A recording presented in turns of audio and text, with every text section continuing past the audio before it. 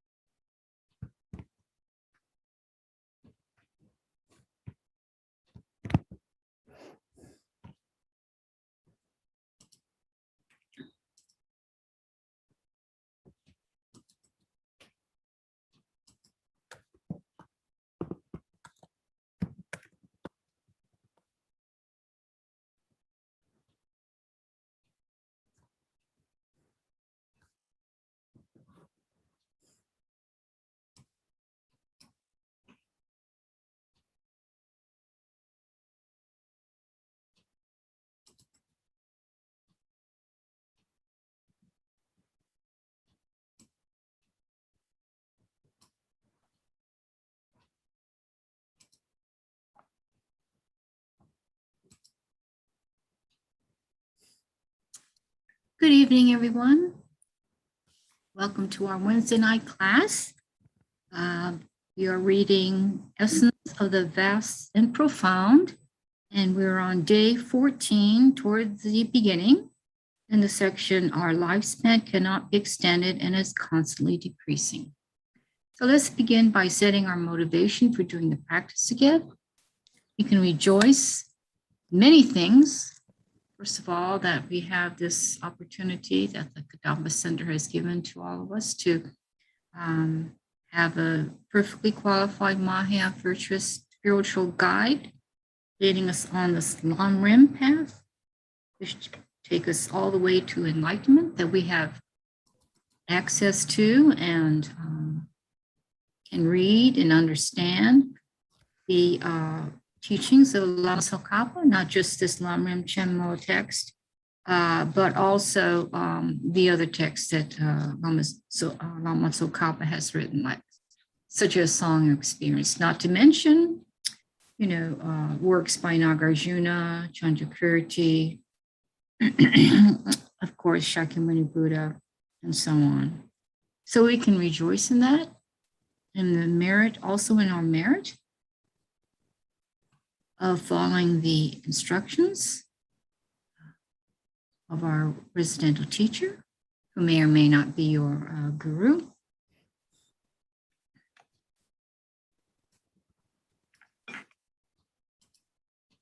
And then you can think about our motivation for doing the practice tonight.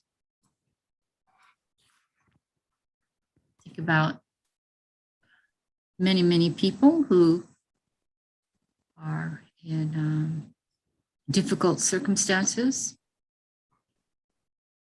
where they are unable to have access to the Dharma.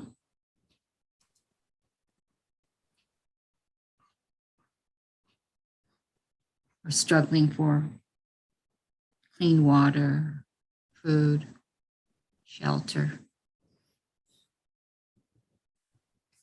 Trying desperately to get into a more modern society from the third world, with those who are sick, dying in the bardo. So with that knowledge, we can send out all our loving kindness and compassion to them, healing energy.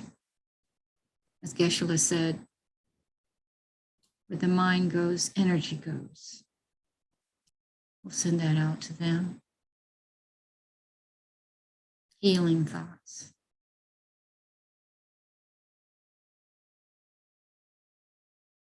And now I'm going to share the screen so we can get started.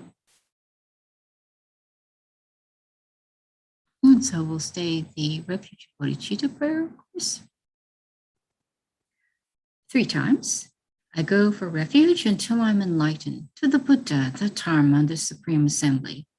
By the merit we create through listening to the Dharma, may we become a Buddha in order to benefit all sentient beings. I go for refuge until I'm enlightened to the Buddha, Dharma, and the Supreme Assembly. By the merit I create through listening to the Dharma, may I become a Buddha in order to benefit all sentient beings. I go for refuge until I'm enlightened to the Buddha, the Dharma, and the Supreme Assembly. By the merit I create through listening to the Dharma, may I become a Buddha in order to benefit all sentient beings. In the mandala offering, this ground anointed with perfume, strewn with flowers, adorned with Mount Meru, 4 continents, the sun and the moon.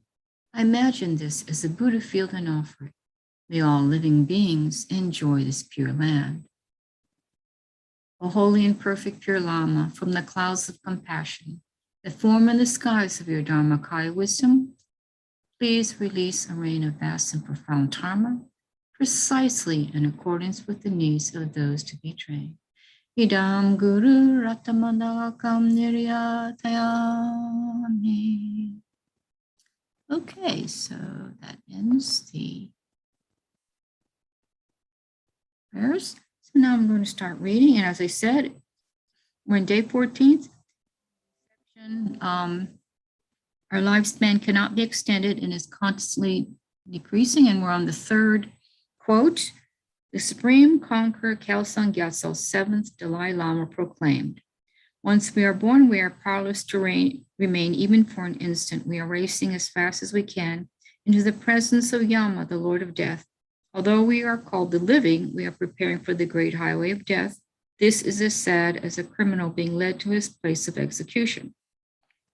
Although we think we are going to continue living a relaxed and comfortable life, we are not going to remain that way. Throughout the day and night, we are running full speed ahead in the direction of the Lord of Death with no time to rest. J. Tuken stated, impermanence and death getting closer and closer, we cannot remain. Each day, our extra lifespan is getting further and further away. A time is coming when body and mind will be separated. Yama, the Lord of Death, is like the shadow of the sun. You think it is a long way away, but in a time not too far away, pitch blackness will descend upon you. As the extensive Sports Sutra described it above, right now, we are like actors playing our parts in a theatrical production. Our lives are like the swift descent of water, like a burning incense stick being extinguished, like the sun setting with each passing moment, and so on. Consider how human life is similar to all these and how death is drawing ever closer, so that out of fear you feel, I must extract the essence of whatever little bit of this human life I have remaining. Even while you are alive, there is no time to practice Dharma. From the moment we are born from our mother's womb until we reach the age of 20, we don't recall the Dharma. From the age 50 or 60 onward, we are incapable of practicing Dharma, and this is how we get started. For the entire time in between, we say things such as, it is the new year, and so on. Each day we deceive ourselves by giving such pleasant-sounding names to our work and end up never practicing Dharma. Je Guntam Jampalyang Rinpoche stated, 20 years pass without remembering that we should practice Dharma. 20 years pass in a state of thinking, I'm going to, and the last 10 are spent saying, it never happened, it never happened. Such is the biography of a wasted human life. Geshe proclaimed, of 60 years, if we divide the time spent putting it off due to food, clothing, illness, we are left with no more than 5 years to put toward the Dharma. Let's say hypothetically that we will live for 60 years. In the interim, we waste our life by letting it slip away due to the influence of such distractions such as food, clothing, cooking, sleep, and illness, so that we don't even have 5 years left to devote to the practice of Dharma. Although we attend a discourse, in general, there is a question whether or not it becomes a reason related to the certainty of death. However, this contemplation about the certainty of death and there being no time to practice the Dharma definitely becomes a reason for our own certainty of death without having practiced Dharma. Of all three reasons, if we contemplate this well, we will generate the determination that death is definite. The Jataka tales state, alas, afflicted worldly beings, there is no joy in unstable things. Even the glorious whitewater lily will become a memory. Regarding the glorious whitewater lily, this is similar to the theatrical performance of Aceh Lhamo in Tibet, which in India was previously called the autumn whitewater lily, and is being used as an example of a grand dramatic performance. Just like that example, we should consider that we too look like beings in a theatrical performance or the coming together of people at a market gathering. Once the evening comes, they fade away and disappear without remaining to become mere objects of someone's memory. Human life is just like this as well, and once it is exhausted, we move on. Thus, at the conclusion of contemplating the three reasons why death is definite, we make the determination that we must practice Dharma. The second route, contemplating that the time of death is uncertain. This section is extremely important. Although in general, we cannot say for certain that we won't die for a long time, once we think that we are going to die today, we will realize the necessity of practicing Dharma. Once we think that we will not die today, if we were to sit down and die this evening, then having that assumption even for the length of a single day would have deprived us of the opportunity to practice Dharma for the time of death, which would benefit our future life. Therefore, the mind is betrayed by the thought that we won't die. The second route, contemplating that the time of death is uncertain, has three sections. 1, contemplating that in general, the lifespan in this world system is uncertain. 2, contemplating that the time of death is uncertain because there are many causes of death and few causes of life. 3, contemplating that the time of death is uncertain because our bodies are extremely fragile. Contemplating that in general, the lifespan in this world system is uncertain. Vasubandhu's Treasury of Abhidharma states, the lifespan of the beings in Kurava is 1,000 years. In 2 others, it is progressively reduced by half. The lifespan of those in Kurava is 1,000 years. Those in Aparagodanya live for 500 years, and those in Videha for 150. Thus, the lifespan of those living in Kurava is definite. Although the lifespan of those in the other 2 continents is mostly fixed, we have the least degree of certainty in this world. Regarding this last point, as scripture states, 10 years initially immeasurable. As it states, although the lifespan of this world is indefinite, it is initially immeasurable. The collection of indicative verses states, since so many men and women and those in the bloom of youth die, how can those alive say with confidence, this person is too young for that? Some die in the womb, likewise some at birth, likewise some when they can crawl, and likewise some when they can run. Some are old and some are young. Some people are in the bloom of youth. They gradually all go, like the falling of ripe fruit. Our gurus, spiritual guides, and so on die from a variety of causes before their lifespans are finished.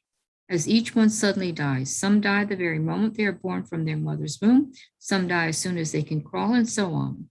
When you consider it, these days we should live 10 years at the longest, for there is no certainty that we won't die when we are young or old. Therefore, in general, there is no certainty about the lifespan of beings in this world. Regarding the fact that there is no fixed lifespan, particularly in this degenerate era, from the moment we are being formed in our mother's wombs to 100 years or less, there is absolutely no chance that we won't die. It doesn't matter whether or not it is our hindrance year or whether or not we are ill. There is no certainty about the time of death, since a sick person may live as long as a few years or months, while someone who was not previously ill may not. In a given year, many old and young die, leaving no certainty as to when we will die. Therefore, since this is a situation, it is utterly impossible that the same thing will not happen to you. Of the numerous people we see in the morning, there are some we won't see in the evening. Of the numerous people we see in the evening, there are some we won't see the next morning. Previously, Tastag Yongzin Gendu Gyatso was about to give an explanatory transmission of the great treatise on the stage of the path to enlightenment once the monks arranged their seating on the first day.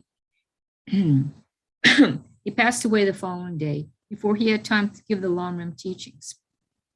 Although he was both a scholar and an adept, he didn't know when death and impermanence was coming. Likewise, death is coming for us all, including the spiritual leaders of others, kings, ministers, monks, and ordinary people. Therefore, there is absolutely no way that we can have any confidence that we will still be alive this evening, tomorrow, or the next world. There is no way of knowing which will come first. I shouldn't strive to aid tomorrow. I should strive for the sake of my life. If we can't be certain which will come first, tomorrow, next month, next year, or the next world, what is the use of accumulating wealth and possessions with the hope that they will benefit us next month, and so on? If the Lord of Death is definitely coming at some point between today and 100 years from now, we need to be cautious, since we can't be certain if he will arrive today or tomorrow. Once we consider death carefully, we will realize that the time of death is uncertain and this life is fleeting. The oral instructions say that it is very beneficial if you meditate that death is coming in that way for yourself as well. Contemplating that the time of death is uncertain because there are many causes of death and few causes of life.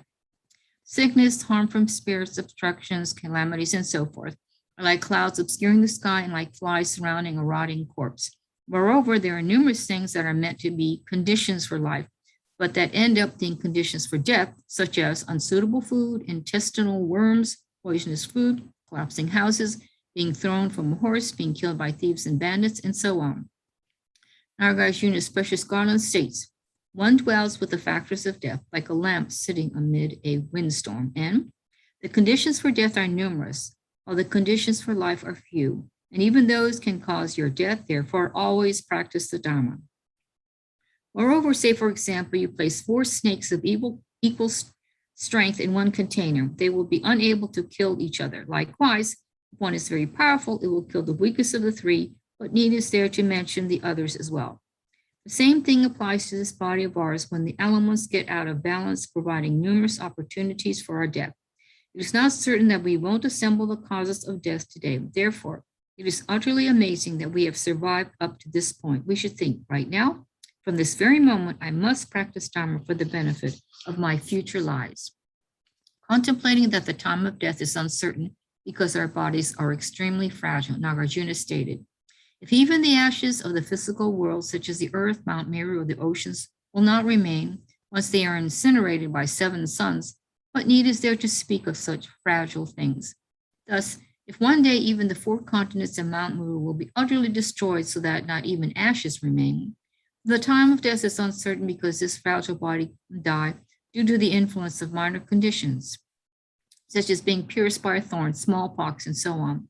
J. Kuntan Jampalyang Rinpoche proclaimed, there is a great danger that before tomorrow comes, when you were going to practice Dharma, the time of death may arrive today. Now is not the time to confuse yourself. You're going to practice Dharma. Start today. Contemplating this way should impel you to practice Dharma. If we don't practice now, while we have attained the capacity making us suitable for the practice of Dharma, we will not be capable of practicing Dharma when we come under the influence of illness and so forth later on. And on top of that, we will be filled with regret and will be unable to transcend misery. Therefore, we must sincerely apply ourselves right now while we have liberty and have assembled the favorable conditions. The Mahasiddhi Mitra Zerki stated, Lord of the earth, whatever type of body you have on loan, abiding in a state free of illness without decay and blissful, when you have that very thing, extract its essence. When you are fearless about sickness, death, and decay, you should also remember that you are a servant to old age, decay, and so forth. The fact at the moment we also don't remember to practice Dharma stems from the fault of not contemplating that the time of death is uncertain. As I explained previously, oath-bound Dharmaraja emanated as a human being and came into the presence of Je Tsongkhapa and acted as his servant, after which he repeatedly went to Ganden to Lhasa. From Ganden to Lhasa. He usually spoke very little and didn't laugh. However, one day on the way from Lhasa, he said, Today we can see the footprints left by the boots of a certain person, and tomorrow they are going to die. And then burst out laughing. If we recall the uncertainty of the time of death, we will come to realize that we don't have any free time. If you recall that at the time of death, nothing other than the timer will be of any benefit, you will develop the realization of the worthlessness of worldly pursuits. Through authentic mindfulness of death and impermanence, you will come to forsake this life. If you think that once you lie down to sleep this evening, you may not wake up in the morning, this is an indication that you have developed mindfulness about the uncertainty of the time of death.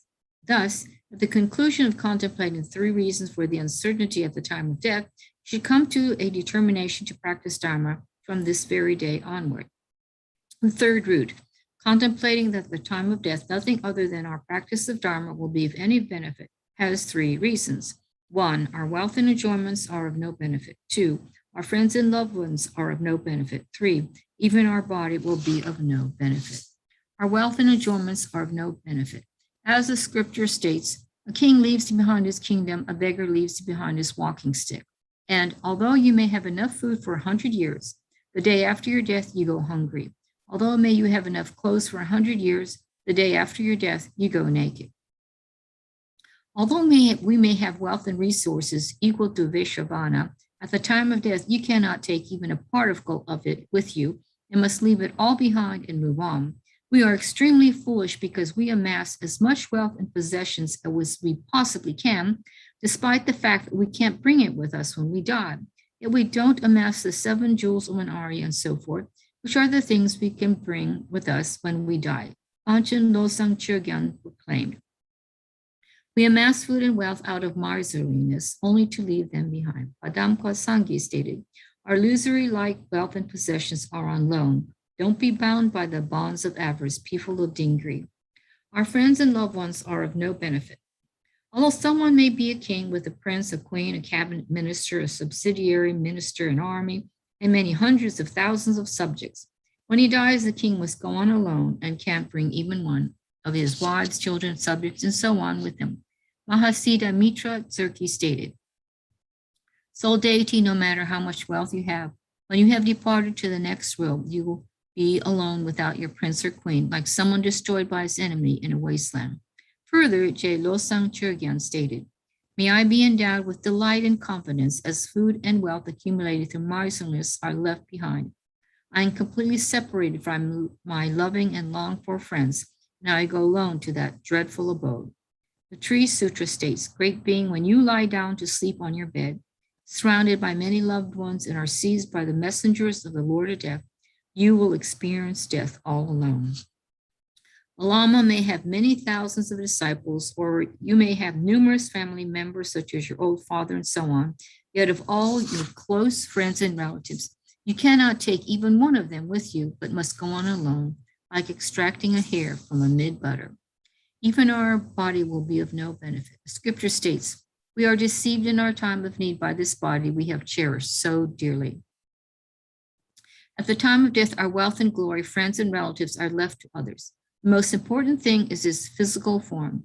If it were possible to bring this body which emerged from the door of our mother's womb, and which exists simultaneously with our consciousness, with us, that we would be one thing, but it functions as a support for our consciousness for just a short while, and we are not at liberty to bring it with us. Therefore, it must be left behind in our bed.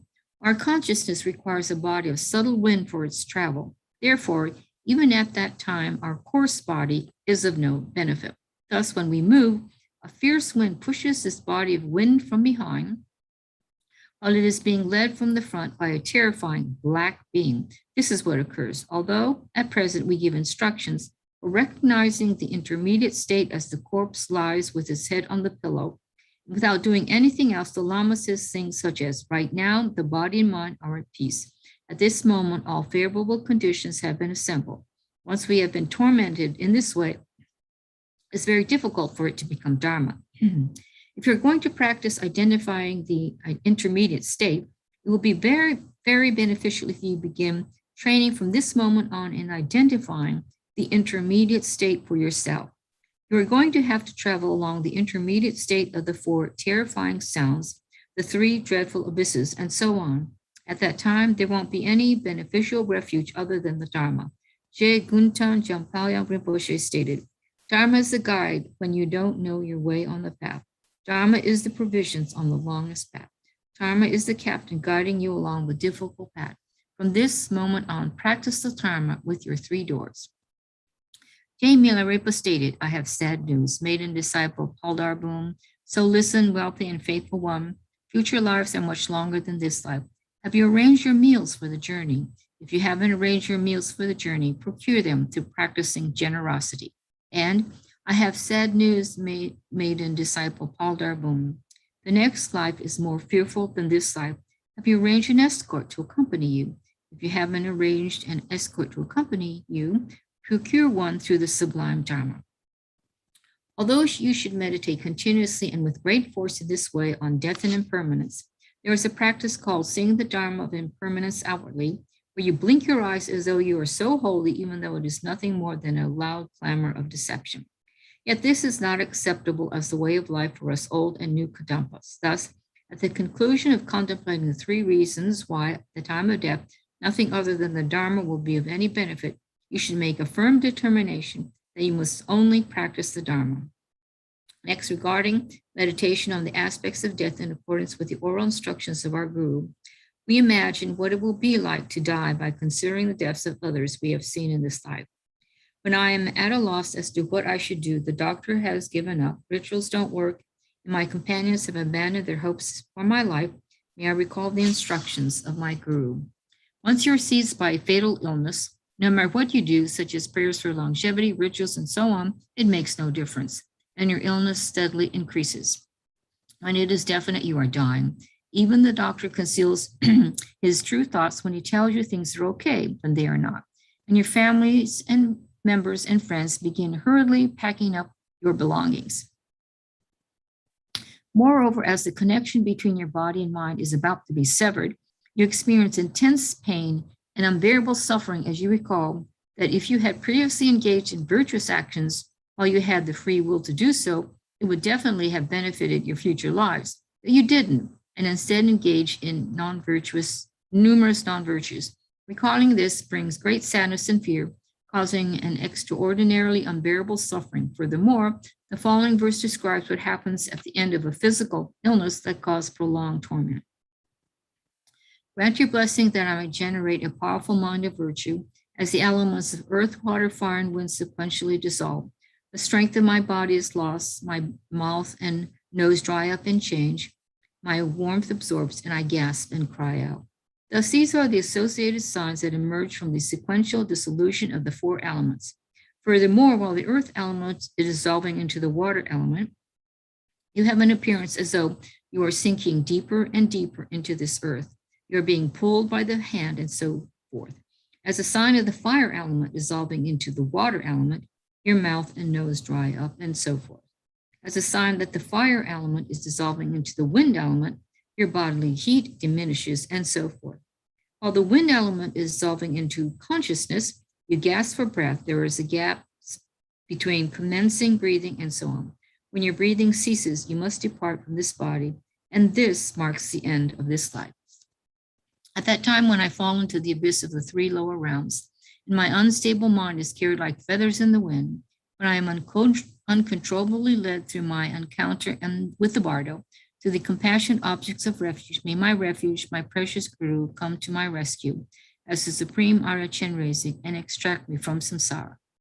At that point, your power and wealth, your beautiful figure, your close friends and relatives, and so on must all be left behind. Your consciousness is left without a support, and your mere wind and mind are extracted like pulling a hair from butter. You must go on alone to wander down the perilous path of the intermediate state and on to your next life. Next, someone such as your guru will introduce the intermediate state and so on to your corpse with its head on a pillow. A dimly lit butter lamp is placed next to the corpse to ward off defilements. When others use your name, they preface it with the late and conclude it with your name. These addendums will make your name unpleasant to hear. After leaving your corpse for a few days, it will take it to the outskirts of town to the charnel grounds and so forth, and sequentially scatter your flesh and bones. These meditations also have their source in the instructions for the King's Sutra, as well as Shantideva's Guide to the Bodhisattva's Way of Life, which states, having gone to the charnel grounds, sitting amid the bones, I should come to realize that my body and the rotting corpse of others are exactly the same, constantly disintegrating. Therefore, in exactly the same way as the corpses of others are dispersed in the charnel grounds when they die, before too long you will definitely meet with the same fate, and for the first week or two after you die, they will feel the need to say, you have departed. Geshe Gelek is here. Thank you.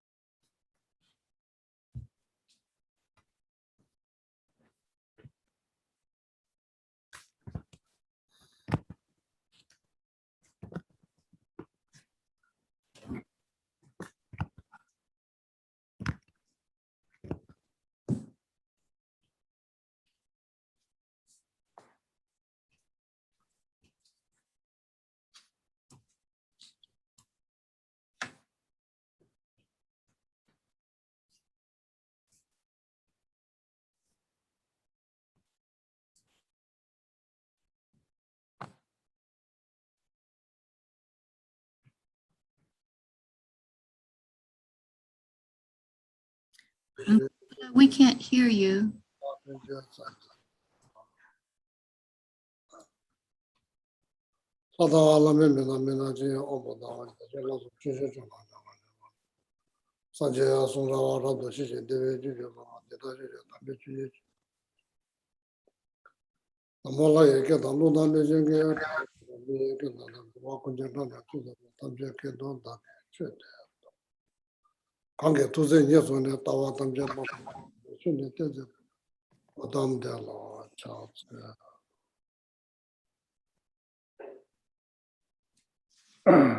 Can you hear?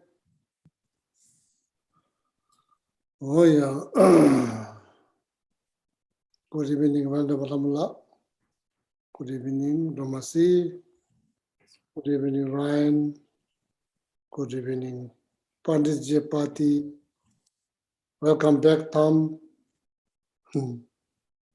I hope Joanna is okay.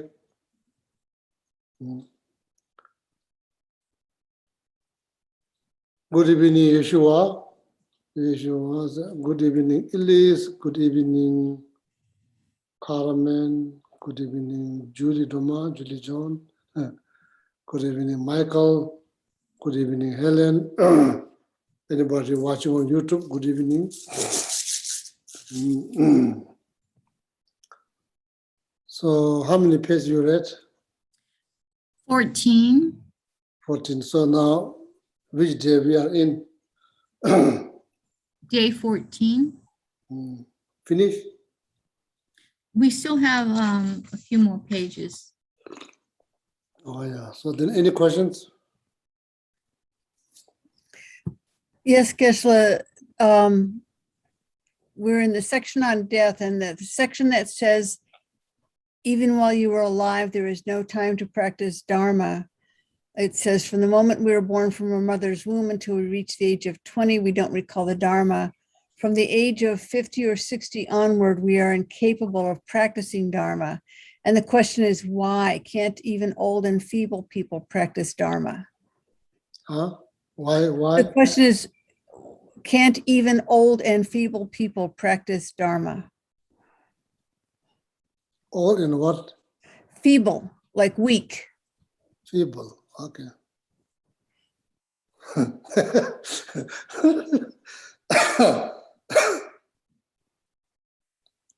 I think my life is too short to learn every single word, English word.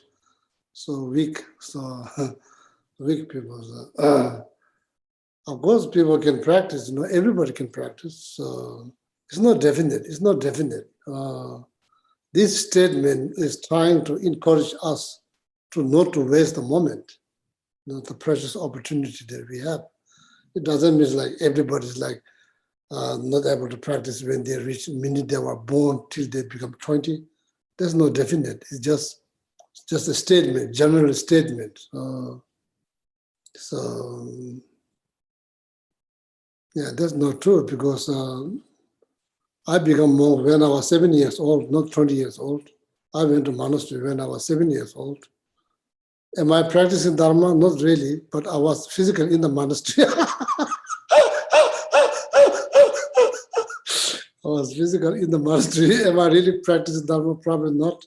So they, like always thinking about always thinking not to study. So always thinking to play. So the main concerns are food and the time to play, and not focus on. Of course, that you have to memorize prayer. You have to memorize every single day. You have to memorize prayer. That's a part of the. Even the education system when I was there, 1960s, is not fully developed because they just came from Tibet not that long ago. So everything's trying to reestablish up there. So all the elder monks, they they have to walk every single day, go to the jungle, cut the wood, make the place to build a proper house. Been living in the tents like many, many years. There's no house. There's just like tent they made out of it's not like tent that you can buy now in the United States. Camping, there's not there like tent. It's just like some kind of like army type tents. No, it's not brand new. It's like second hand, so. Yeah, so at that time, I'm not only boy. There's also many other boys, So that statement is not definite, You could go to monastery when you are very young age. You could meet the Dharma. So even though you are not very serious about practicing Dharma, you kind of meet oral teaching of Buddha Dharma in very young age. In His Holiness Dalai Lama case, was 6 years old or 5 years old, to become. It's not definite. So of course everybody can practice. That we need motivations. So motivations. So weak or old, young doesn't matter. Everybody can practice Dharma. Okay, make sense? Yeah.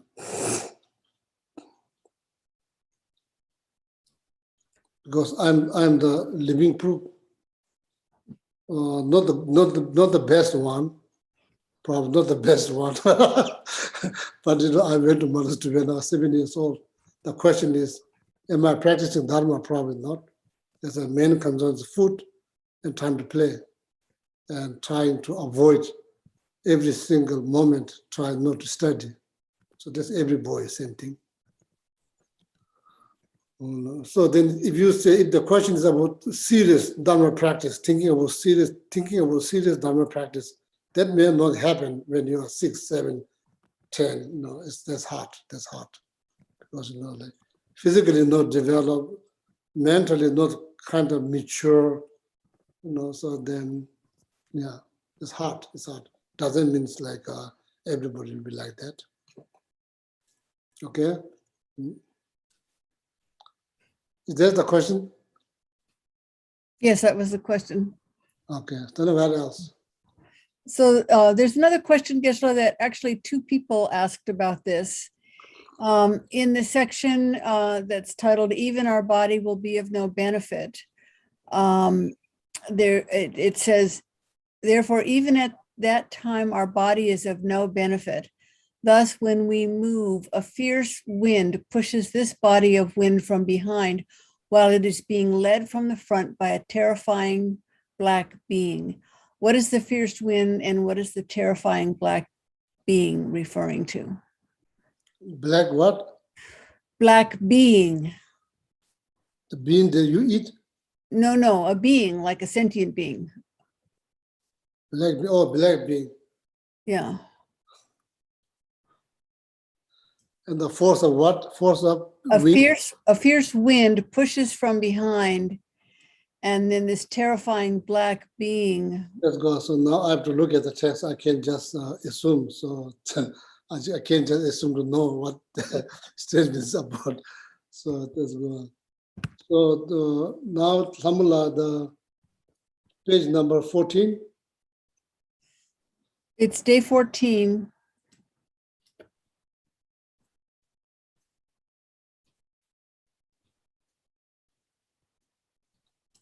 Please bear with me a few minutes, few moments. And Geshe, it's the section titled, "Even Our Body Will Be of No Benefit." So after day 14, like how many pages? No, we're still in day 14, Geshe. How many pages into day 14? Let's see. Quite a few pages in. Is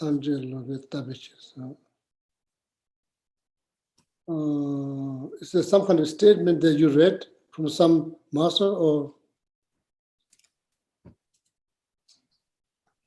This is. Did you already went through this 9-round death meditation? Is already covered after that? Lamala, I'm not sure. Do you recall where this came up? How to meditate on death? Are we covered that? Is it after that or before that? Well, we're meditating on it, you know, that our body will be of no benefit.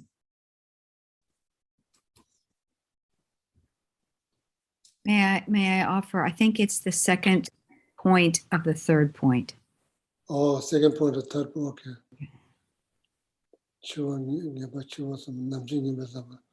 Uncertainty, under the subject of uncertainty. It's what will be of benefit at the time of death. Our wealth and enjoyments won't be of benefit. And then the second thing is our body won't be of benefit. It's under that section. See, it's the contemplation that death is uncertain because our bodies are fragile.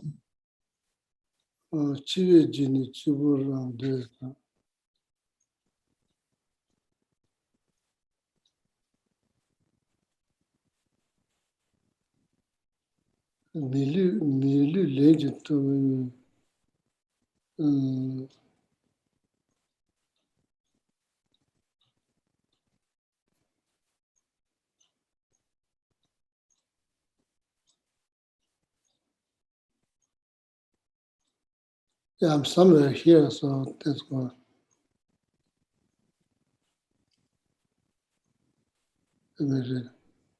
Choose a children who is also Chida Nabahona, Temple, village, Milu top to Nimbo Malana, Chida Nabahon, regional Vikana neck, to Namdo, Javatam to Chida Misobe. Chivete, Temple to Jejin.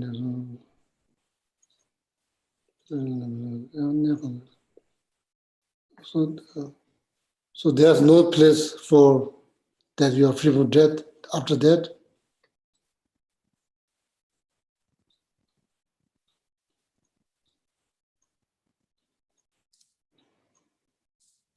It's about the time, about how the time of death is uncertain. Because our bodies are fragile. After the statement from Shantidevas, It's in the section on the third root, contemplating that at the time of death, nothing other than our practice of Dharma will be any benefit.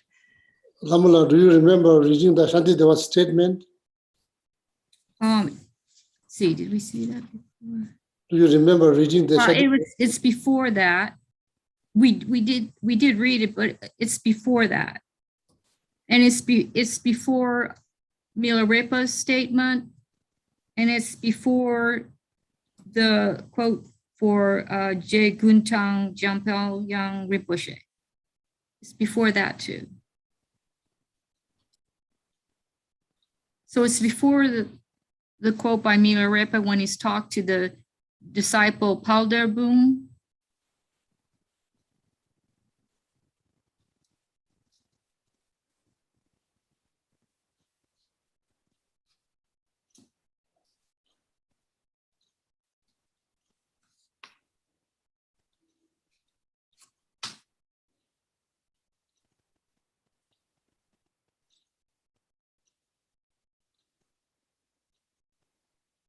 Yeah, now completely lost. I'm not sure. Like,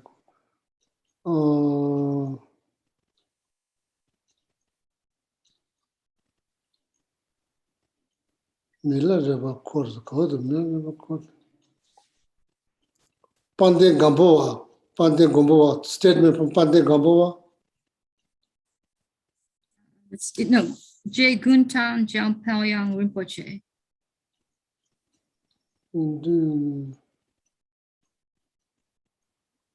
So here, so probably I'm going to read from here, so then maybe you can somebody. How to meditate on death. Death is definite. Time of death is uncertainty. After death, only Dharma and nothing will help. So there's the three root. So then after that. No, it's before that. It's between certainty of time of death. The time of death is uncertain.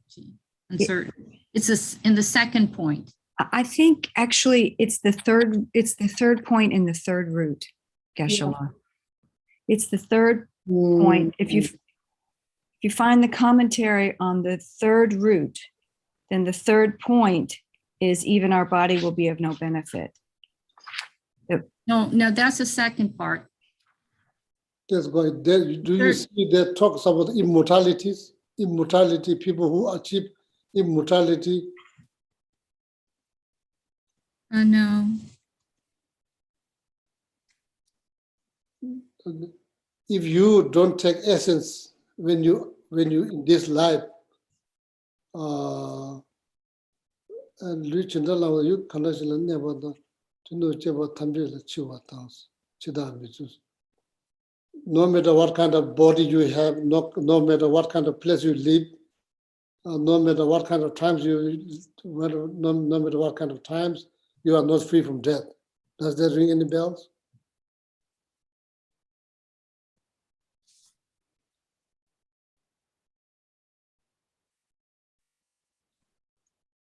Death will definitely come, but nothing can stop.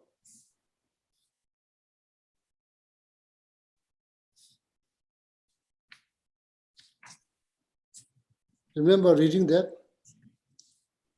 Oh, yeah, I think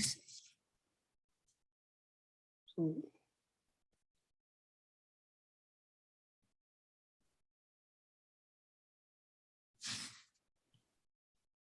So you say like a couple of pages in day 14, couple of pages after day 14? No, almost toward the end. More than halfway through day 14. Oh, so then that's why like,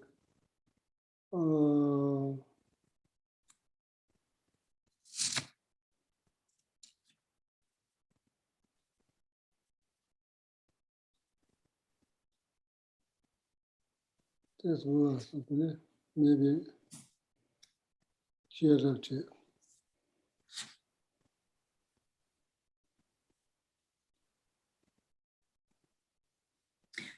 Oh, I'm sorry, you are right. It's the third point.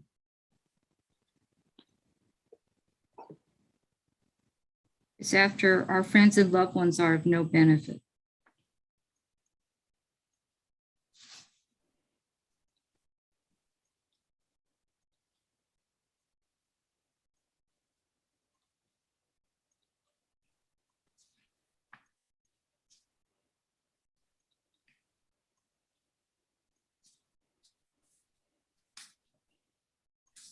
Geshe, do you, I found the J. Kungdang, the Kungdang Lama.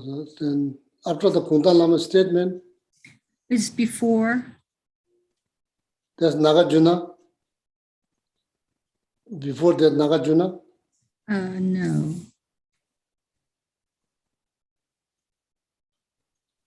Let's see.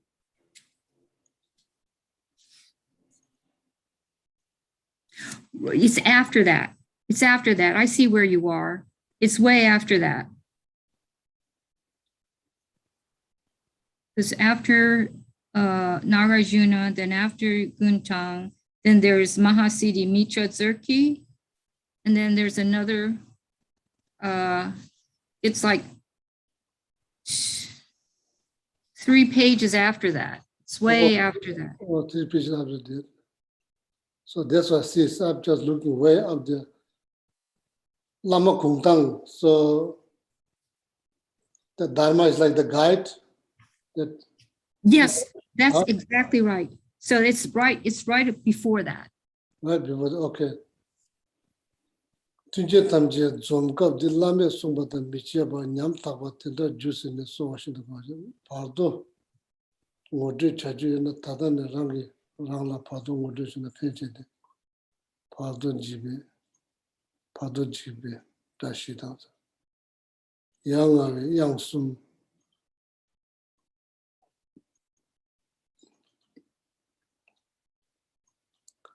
Rangi namje tamudi lungi lutamla teni dogwebe tedi ludi jami pes. Rangi namje tamudi lungi lu. So can you read again now that statement or questions? Yes, Geshe. Oh, just a moment. Or maybe that Yeah. Kamala, you can read, anybody Yeah. can.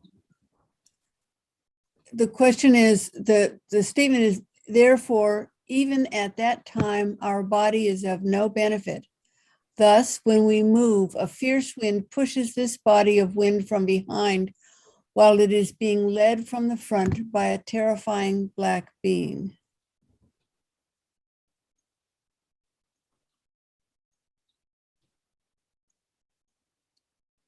And the question is, what is the fierce wind and what is the black being referring to? Leje lungma tabi janites, leje lungma. The fierce wind, the kind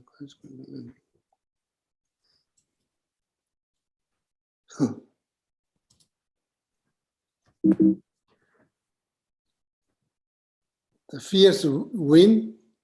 Yeah, so I'm not sure like where the fears come from. So that what is the fears? What does fears mean? Very strong and powerful and sometimes wrathful or frightening. No, there's nothing to do with the wrathful or frightening. It's like a powerful wind. There's not wrathful or like threatening. So it basically refers to karma. That's all. So that refers to karma. It's not different than karma. Leje luma tabu janites, you know. So that's how it's put. That's how it's worded. Basically, it's karma, nothing more than karma. It's not like somebody chasing you from the behind. Well, that's what it says. It sounds like somebody chasing you from behind. No, that's like literally translation of the word. There. It's not like it's not different than karma. It's basically karma. It's not like physical wind is going to chase you strong, like blow you out. It's not like that. It's not different than karma. Okay. No more Teza.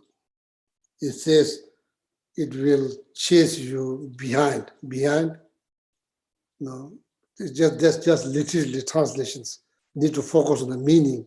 It's not like when you hear word chase, me always thinking you only have idea or somebody chasing. It's not like that. It's karma. That's not different than karma. Jirum mumba nabi dunesis. Jirum mumba nabi dunesis.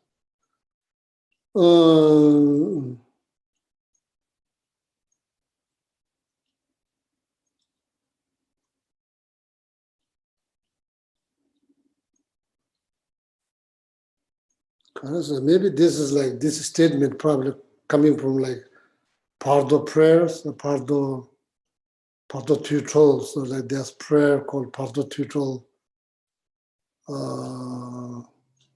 Actually, there's a couple of them. Like one is like composed by Penjelosa Chujin, one of the great masters. So in that, there's like this is all general statement. General statement doesn't mean it's going to happen for every single person. It's not about that. The general statement. Of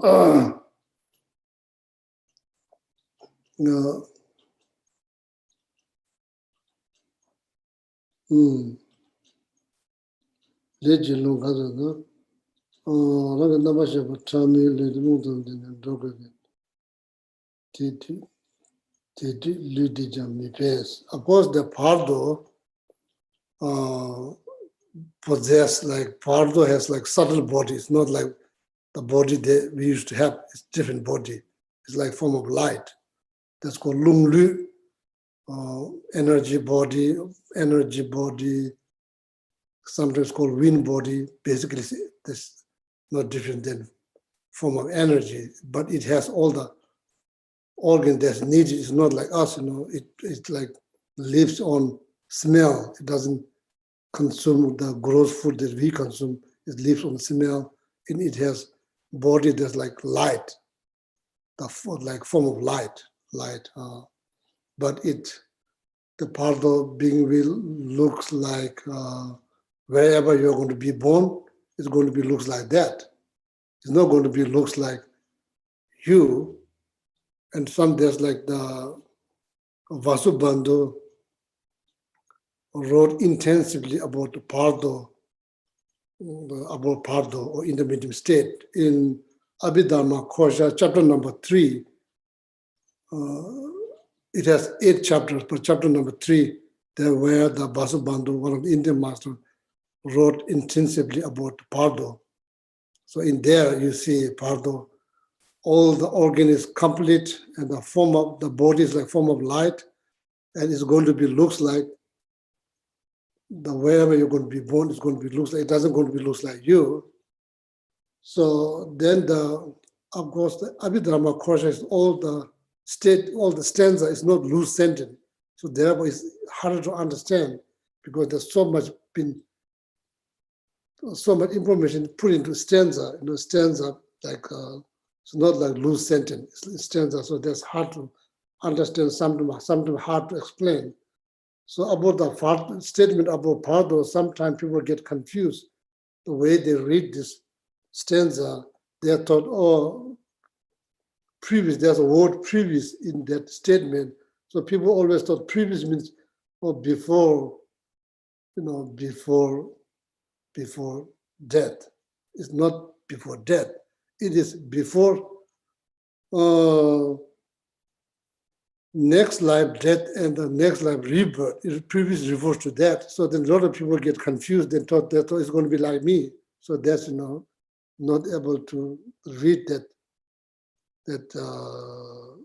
piece of the teaching of Pardo correctly, so needs some kind of explanations. So anyway, so that body, so when you are in the Pardo, so this body is not going to help because it's not there, in the Pardo. So then the Jirum Muna Nabi Dunis, Jirum as like the fierce, dark, what is called fierce?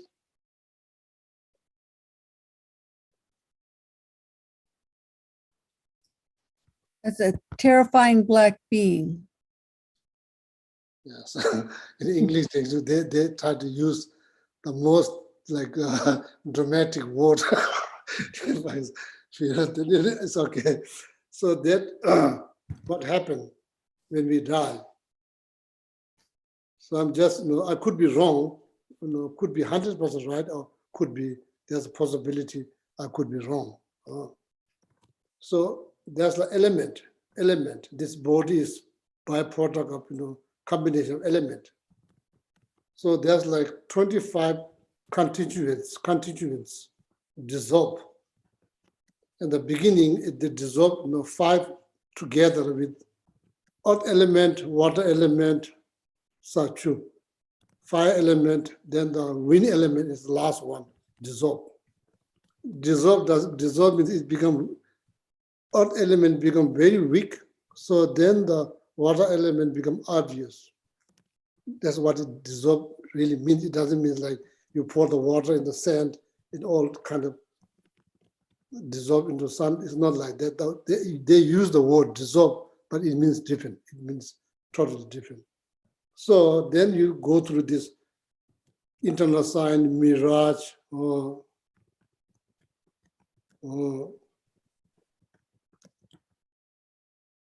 then there's a few different sign. Each element, when it dissolve, you go through that sign. So then there's like white appearance, red appearance, black appearance, or sometimes you call this, then the last one is called then, like all empty. Basically, that is death. That's the actual death. All empty, that's the actual death. So then after the element dissolves, so there will be appearances like white appearances, red appearances. Why there's a white appearance? Because the drop from the crown chakra is coming down. That's why you are having the internal sign of white appearances. Then the red appearances, then there's a red drop from the mother side, usually located in the navel chakra. It's coming up.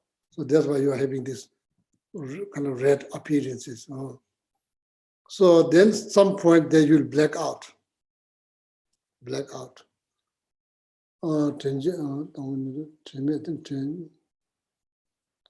black appearance, the first hop that you kind of has, you kind of like awake. So the hop part there you kind of black out. So that's probably what it means. That means like, probably that's like the black things. I think it refers to that. So then after that, when you come, so then there's like beautiful, like, that's it, like experience. That's like clear light. That's actual death. That is the death. There's no wind. There's no somebody chasing you from the behind. Some not like terrifying things chasing you from behind. Nothing like I say like nothing fearful thing escorting you to somewhere. Nothing is just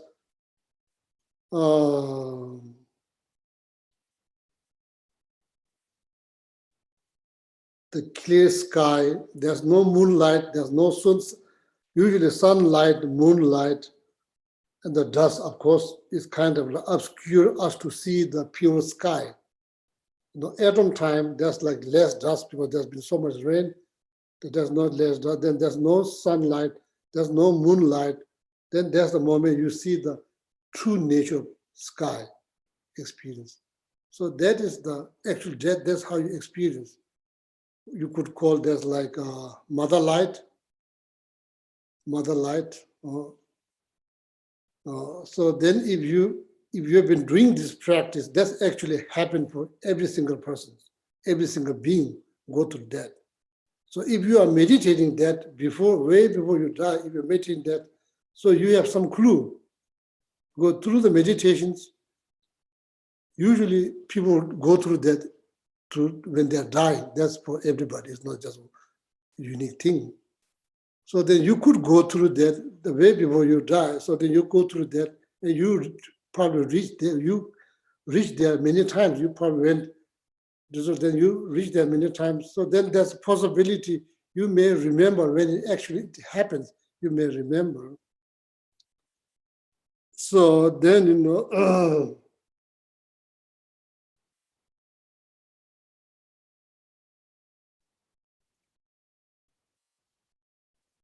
Yeah, there's probably like experience going to be like meditative equipoise of shunyata. It's going to be like that. So if you're already doing that, way before you're dying, if you're going that time experience, that's called child light that you produce. You produce that through meditation, you produce that. So then when you reach the actual like death or mother light, whatever called clear light, mother light.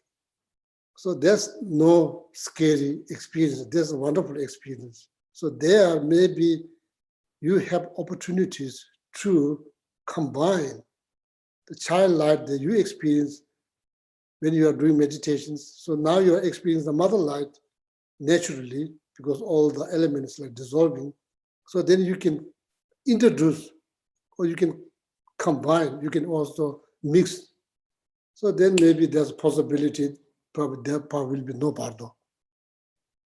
There will be no pardo. Instead of pardo, so then you'll be like achieve like some kind of dharma kaya or like some kind of kaya, dharma kaya. Okay, so that's the only I can think of, there's like Jirum Muna Nabi Dinusus, Jirum Muna Nabi Dinusus. So then I think I remember like reading Zapatu Rinpoche's teachings. One of the Zapatu Rinpoche, the great Nyingma master, Zapatu Rinpoche, and of course about the Pardo. So I do not just read Basu Bandhu's Pardo teachings, I read many Pardo's teachings. So Zapatu Rinpoche says, all that explanation in the Pardo state, it's not definite. It's not definite. It's not going to happen to everybody. It's not going to happen to everybody. So if you have like strong virtuous mind, so that's the like general statement of a Pardo, what's going to happen to the Pardo, doesn't mean it will happen to you. No. Okay? I think Zapatu Rinpoche said that. More merit, so then the Pardo will be different, So then, of course, practice, probably there will be no Pardo. Instead of Pardo, there will be some Dharmakaya. Everything began from this true drop. There's like, then the, what is that? What do you call it? Immortal, not immortal. How is it? Immortal. Julia, how is it? Immortal consciousness? Primordial? Primordial consciousness. That's the first moment of consciousness that is between these two drops. Everything start from there. Slowly builds up, like subtle, very subtle, then it grows, then all the way up to the earth element, complete. Time of death, earth element, then it becomes weak, water element rise, big weak, so then go, beginning it become, start with a subtle, then become gross. So then the time of death, then it become, then subtle, so then it go all the way, then go back to the two drops. That is located in the heart chakra. And there's three main channels that run through the body, and it is in the central channels called channel Uma, inside that channels, there. So, but there's like heart chakra, wherever there's chakra, crown, throat, heart, navel, tip of organ, wherever there's chakra, so there's a knot from the two side channels. Not here, maybe only two, then heart, there's 6 of them, then two. So therefore, sending an energy, opening the crown chakra relatively easier because there's only 2 knots from the 2 side channels. I think left, right, let's go like left, right, something like that. So then, like people, they meditate and they meditate. So if they have strong concentration, then try to slowly, they're trying to send the energy into the central channels, and they manage to open them.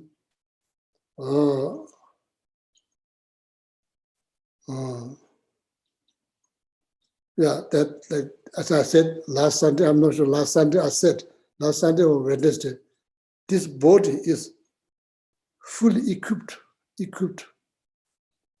So, you know, highest yoga tantra, there's two stages, generating stage and complete stage.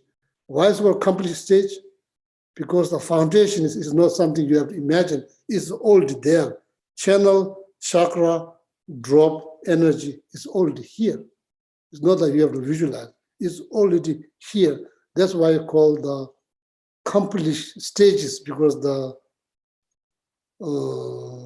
object is already complete. It's not like something you have to visualize. You know, generating stage, you have to visualize, you become then Gya Samaja Tantra, then Yamantaka Deity, Gya Samaja Deity, Chara Samaja. You have to imagine, a lot of imagining practice is done. Complete stage, not imagine, it's happening, it's actually happening. That's called complete state. You know, so then there, you know, so then you could, you know, like, so then going back there, all the way to back there, then come back again, then there's a lot of practice been done through channel, chakra, all of that chakra needs to open, the channel needs to open. Then you go back and forth, back and forth, back and forth. Then definitely no pardo at all, no pardo, definitely no pardo. So then rainbow body, illusory body, you know, so that also like all happens. And it happens within the body, it happens like not just body, it happens with all the environment, like everything happens simultaneously, everything happens. Oh yeah, so sorry, so much been said. So I think there's a Jigrung Munna. Now, so there's general statements, maybe refers to that, you know, so that happens like kind of awake, so then called a blackout, so then after that experience is something very incredible experience. So then if you have some experience of shunyata, maybe there's a possibility you could be liberated instantaneously, okay? Well, Tanya, what else? So there's so much been said, probably not necessary. There are no other questions right now, Geshe.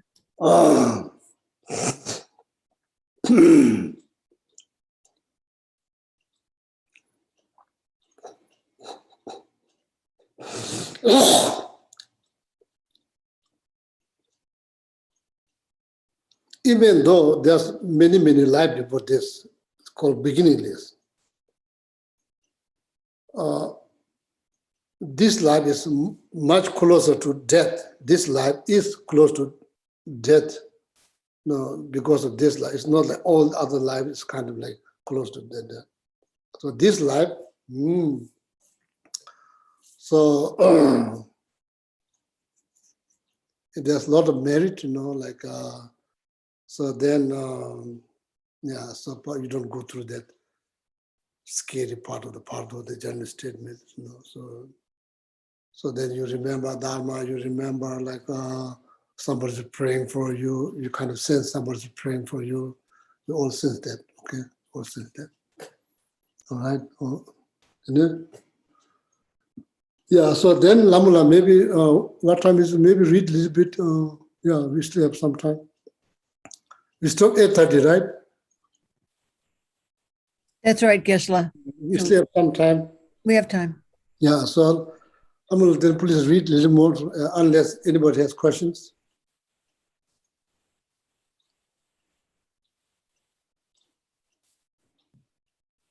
So we're on Good page, evening, good evening, Dr. Brown.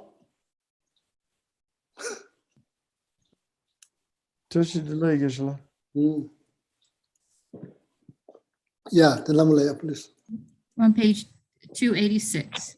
During the preliminary rituals and the actual meditations, you should consider how you will be separated from the things of this life, such as your dwelling, body, enjoyments, friends, relatives, and so on, as well as your wealth and prosperity of this life. So this is the only, please 1 second. See, all the teaching is here to benefit us, benefit us. All the teaching is here to lift up our spirit, increase our hope,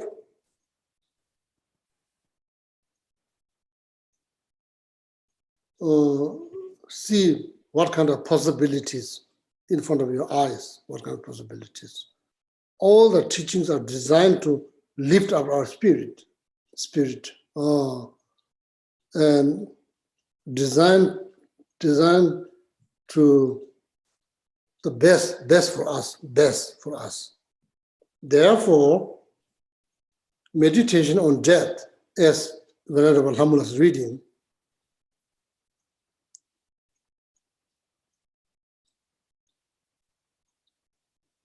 should or must help us to shape our life,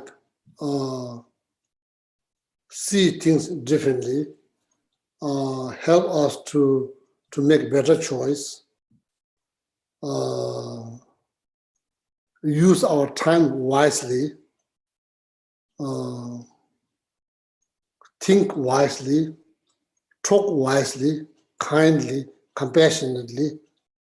Well, this meditation is designed for that. If you are getting, I say, scared or depressed by reading this death meditation, and it's not helping, and there's not much meaning. There's not much meaning. There's not much meaning. So then that's every teaching, you know. So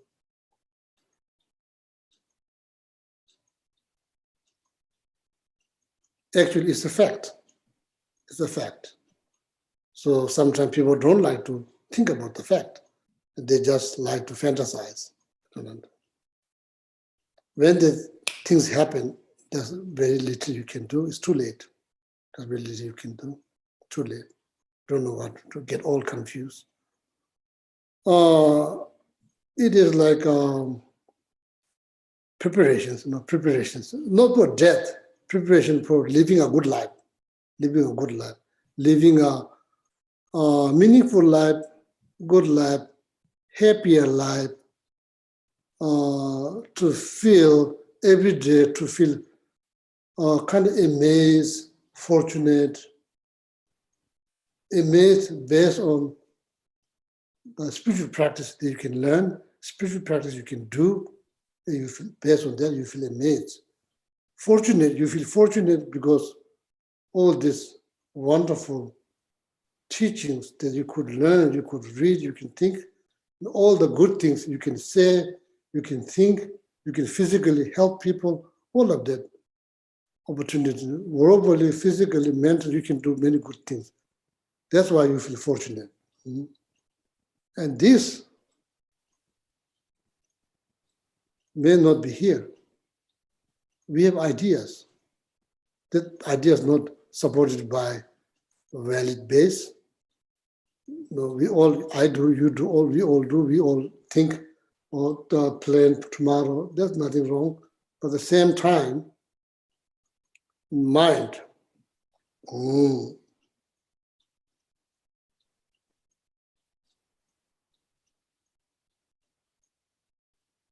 yeah, it kind of makes you, I say, live your life well. That's the whole point of death meditation is that, death meditation that. So just ask yourself, if it's the last day, what will you do? If it's your last day, what will you do? If it's the last day, what will you do? So that last day is a matter of time. It's a matter of time. Could it happen any moment? What will you do?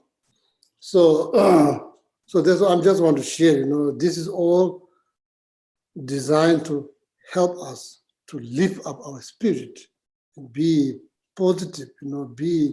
Feel amazed, feel fortunate. Using this life as as a base and helping many more life in the future. Every day, then you know, every day your heart is kind of, you feel like you accomplished something. Every day you feel like you accomplished something. You know? So that's all the design for that. If it's not helping you, so then you know it's not benefit. Then it's, I think, doing that meditation is no point. No point. Better not to do. No point. Think about life. Then be more compassionate, more kind, physically, verbally, mentally. Same thing. Then you are taking the essence out of this life. You know, so no need to think about it. If it's not beneficial, no need to think about that. Okay? I just want to share, you know, this is the statement the Venerable Ramana is reading. It's all about, as, helping yourself, make sure that use your time wisely, and you know, use your energy through physical body, mind, verbal, use wisely, you know, and be kind, be compassionate. Just why you be kind? It's not different than helping yourself. That's why last couple of days I've been thinking, practice is no different than helping yourself. Same thing. The same thing. Same thing. It's not different than yours. It's not different. Practicing is not like, oh, set aside, oh, this is practice, this is my life. No. Your life and practice should be same. When you're practicing, you're helping yourself, nothing else. Nothing more, nothing is the same thing. Oh. When you're practicing Mahayana path, you're helping others. It means helping yourself. That's all. Practicing means helping yourself. It's not like or something kind of separate things. The life and the practice should not be separate. It should be one, you know, like one coin. Same thing. You know? So then I think life will be happier day by day. Life will be happier, you know. So and every day you have some joy in your heart. What you accomplish. Oh. So people do get, you know, joy of, you know, doing good things. Okay, and of course, you know, practice that include spiritual practice too. Yeah, Tene Lamala, please continue. Madamba Sangye stated, loved ones are as impermanent as the crowd at market time. People of Dingri don't argue and fight.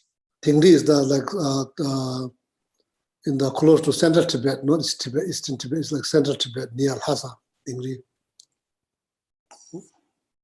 And in the great Pathamba Sanje is from Dingri. I think he's from Dingri, you know, region. So Pathamba Sanje was from Dingri region.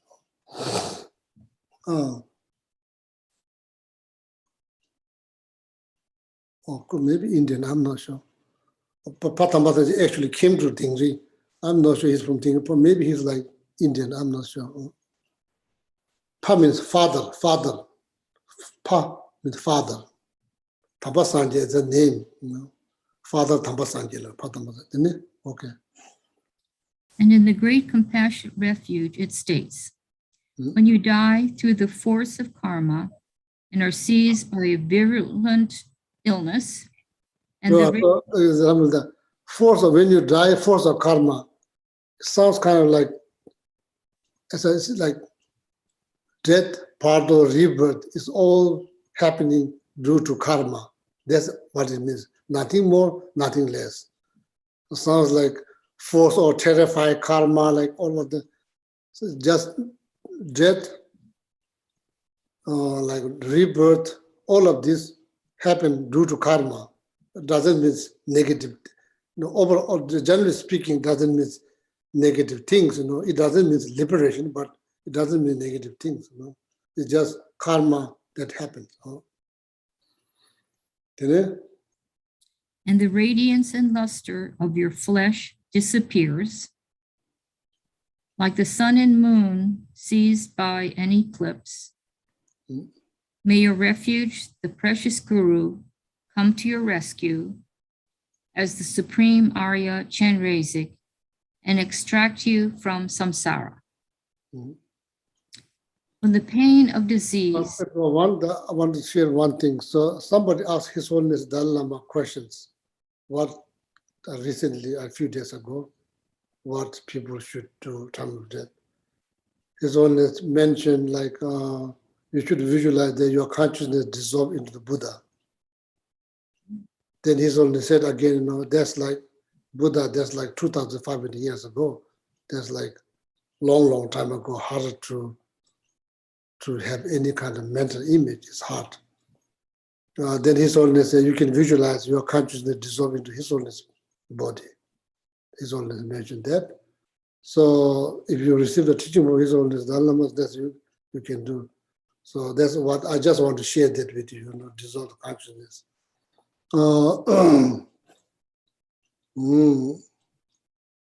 Yeah.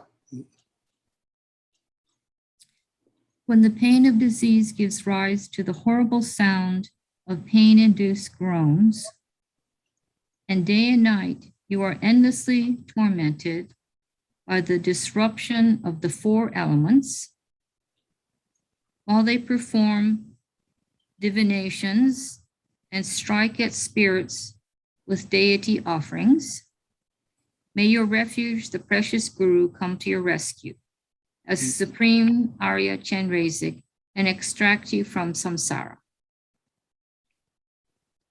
Surrounded by a retinue of food and drink you can't take with you, when even the efforts of medical examinations and ritual are of no benefit. Probably need to add something else, no cell phone, no internet. The modern days comfort. They can call and order the food from restaurant, no, no internet. No. When they've lost all signs of your pulse, may your refuge, the precious Guru, come to your rescue as the Supreme Arya Chenrezig and extract you from samsara. So therefore, you know, in Buddhism, it's not just one day memorial service. We take Pardo, maximum lifespan of Pardo is 49 days. And the 49 days, the part of in Buddhism, generally speaking Buddhism, but in the Tibetan community, they take it very seriously. 49 days, they really, sincerely, genuinely dedicate. They create a lot of merit and they dedicate for the discipline. It's not just one day, then finish. It's not like that. Like 49 days, they, you know, sometimes they probably 1 year, that's probably not needed, or 1 year, but I can't say for sure, but you know, 49 days. So they really like do things that helps the consciousness they are in the Pardo. So they really like, they take that very seriously. So that's the good things, you know, so I take very seriously. And it benefits. It's kind of like benefit the Pardo being. So.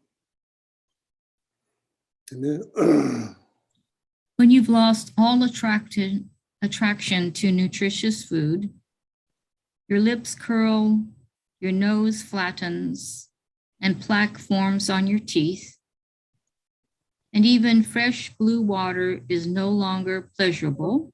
No need to read this, maybe just wrap up, so no need, because this is like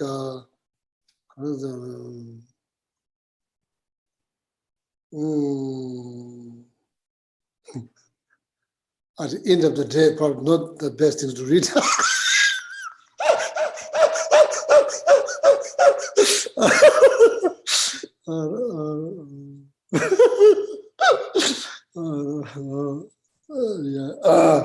So basically, you know, as I said, you know, so if you are interested, you can read, you know, earth element dissolved with the 5 things, then water element dissolved. Then you can read at home. So Lamula then just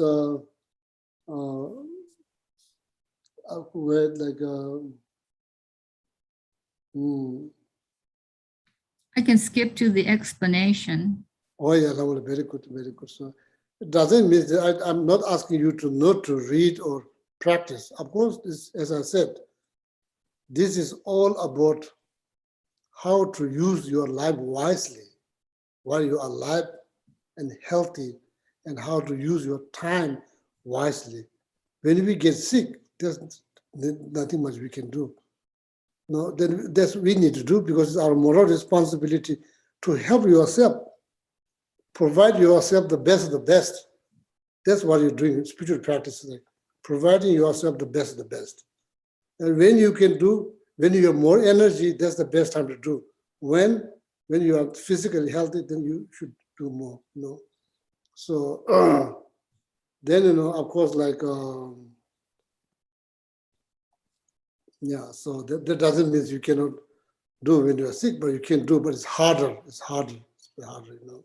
So then it's all about why there's detailed explanation about all of this kind of like horrified, kind of like not the, this is all, you know, to help us to shape our life, shape our mind.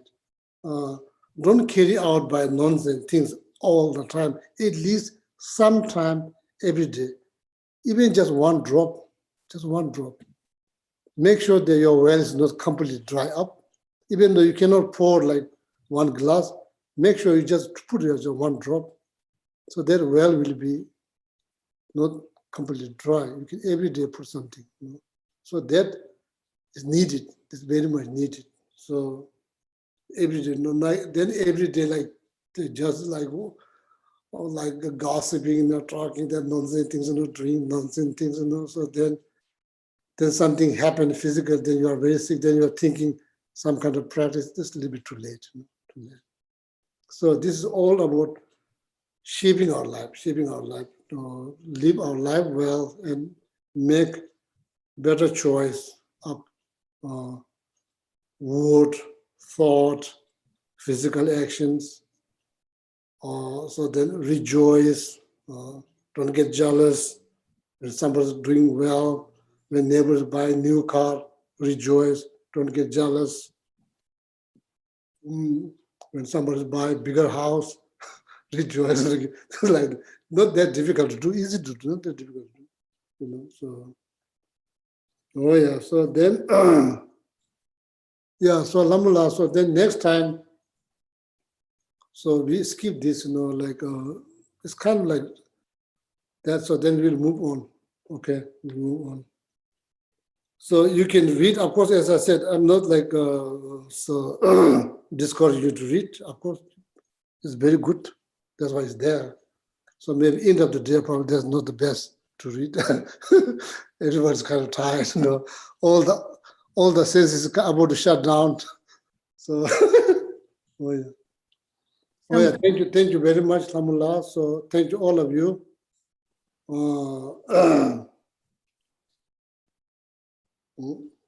Thank you being here and anybody watching on YouTube. And see you next Wednesday. And have a wonderful night.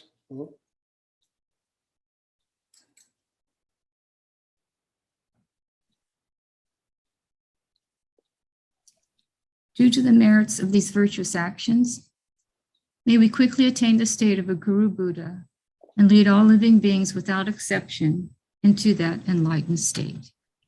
May the supreme jewel bodhicitta that has not arisen arise and grow. And may that which has arisen not diminish, but increase more and more. Just as the brave Manjushri and Samanthabhadra too realize things as they are, we too dedicate all these merits in the best way that we may follow their perfect example.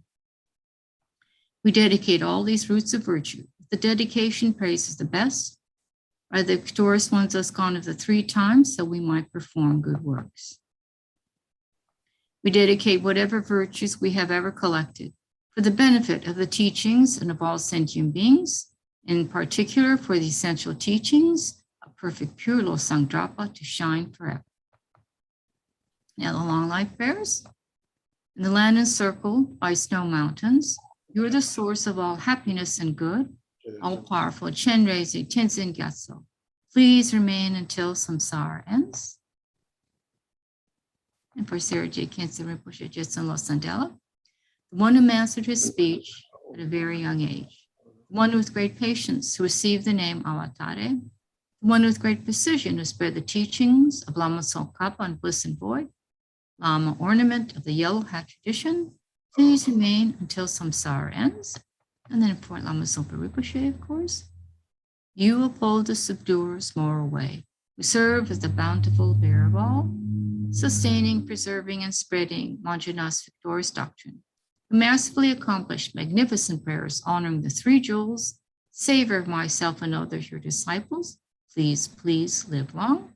And of course, 7 Tara mantras for Geshe. Maybe Kamala, so maybe instead of the Tara mantra, so we should sing like mix them 3 times. That's much better. So one of the Lama Tsongkhapa texts, Lama Tsongkhapa mentioned, whoever remember that sends them to them, that sends them to them, merely remember hearing Lama Tsongkhapa names and remembering Lama Tsongkhapa names, like a bit of Joda temperatures. The village, the Buddha kun, so the village, the Buddha kun. Oh, whoever experienced the negative, the result of negative karma, whoever experiencing result of negative karma, so those people will be punzo deve part of fortune, punzo deve part of fortuneness. So they receive all the goodness. There is all the goodness, and not just that. So those whoever here remember Lama Tsongkhapa names will climb the ladder of Lama Tsongkhapa teaching. Tejo dribe, temge zechurchis, Lama Tsongkhapa pray, those will climb the ladder that leads to the highest path. So very important, also like Lama Tsongkhapa himself said that, because amount of practice that Lama Tsongkhapa did is unthinkable. So best way to go to sleep, hearing Lama Tsongkhapa names, and just rejoice. I heard Lama Tsongkhapa name today and what Lama Tsongkhapa said. So that's the best way to go to sleep. Go, something accomplished. Just hear Lama Tsongkhapa names, so. Oh yeah, then I myself, trying to do Lama Tsongkhapa every single day, so very much inspired by Lama Tsongkhapa word, okay? So a lot of benefit. So they rejoice when you go to bed, rejoice that you have the karma to hear Lama Tsongkhapa names. Somehow you created the karma somewhere, some lifetime, create the karma to hear Lama Tsongkhapa names. Oh, so they create the karma to climb the ladder that lead to the best path, okay? Yeah.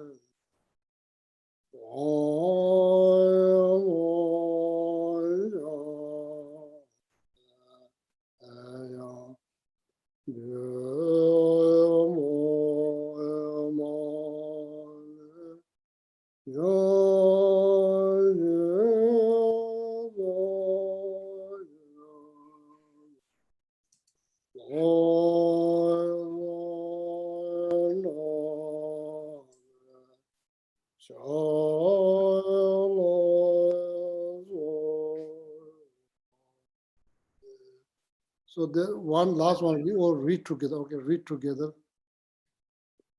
Yeah. Open your mic, please. We all read together. Yeah, Lamala. So In Tibetan or? The same doesn't matter. Tibetan, English doesn't matter. English, Right. English. Me, me, se, we,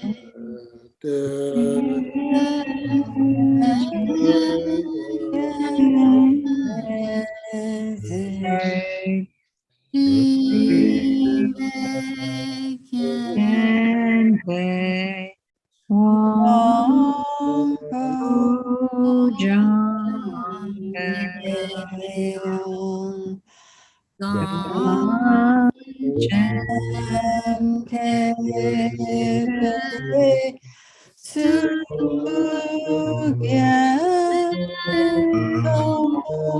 Papa Lo sam